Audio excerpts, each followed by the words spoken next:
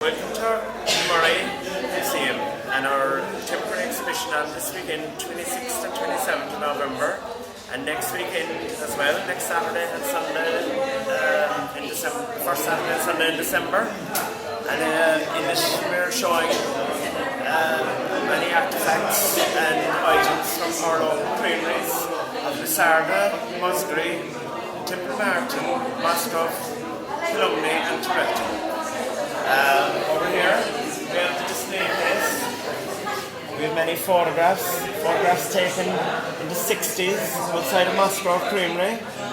We have wrappers for butter, the Lee Valley butter, the Newmarket Dairy Company butter. We have the Irish Creamery butter here made up from Kilmurry brand, made in Musgrave and Lisarda.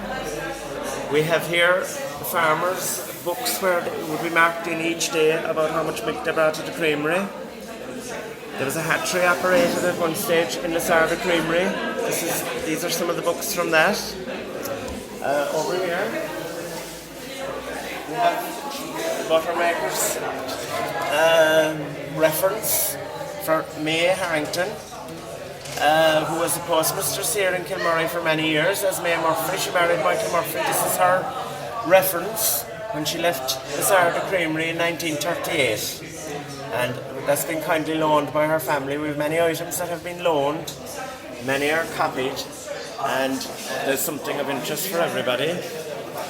And this panel here, we have handwritten notes by Joe O'Sullivan of Grand Rear, charting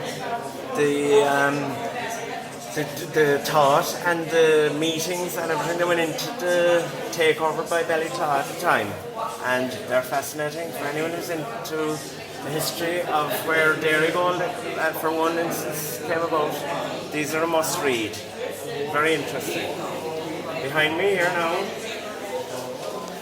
we have another panel, and on this left panel here, this is a man called Ned Wall from Crookstown.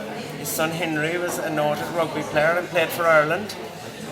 In his stall in the early 60s with the new milking machine just in vogue at the time, and it was a colour photograph, very unusual to have a photograph from that era of any kind, not a mind in colour, taken by the late Fred Down of Crookstown.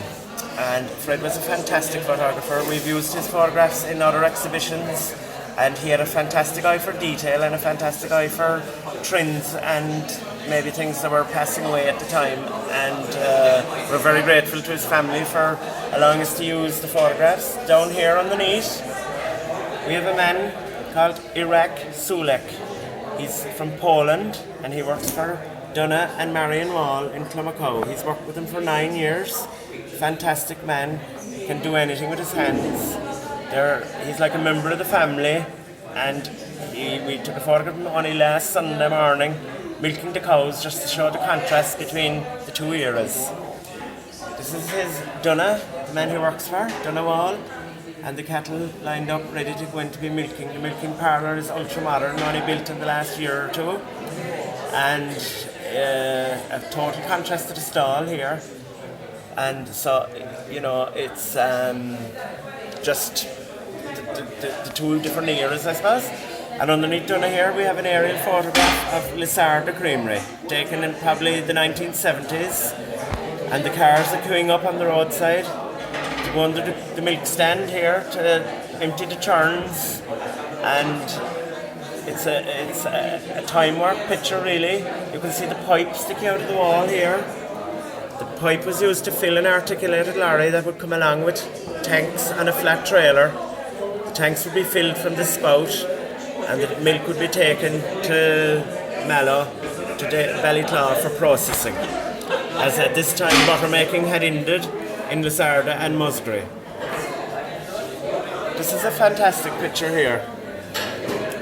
The picture on top is a group from co-ops all over Ireland and merchants, etc., visiting. It was a brand new factory at this stage in 1964, Albatross Fertilisers in New Ross.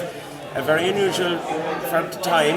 The factory uses no steel, it's built of pre-stressed concrete, And in actual fact, if you wanted to see the bones of it, so to speak, it's being demolished at the moment, unfortunately.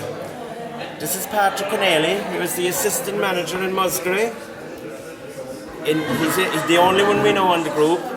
But what makes the picture interesting is that the previous year, in June of 1963, John F. Kennedy, visiting New Ross, looked across at the Albatross factory and he mused that he said if his grandfather hadn't moved to America in the 19th century, he may well himself have ended up working in Albatross or in John J. Kelly's pub, which is just passing here in the motorcade in New Ross.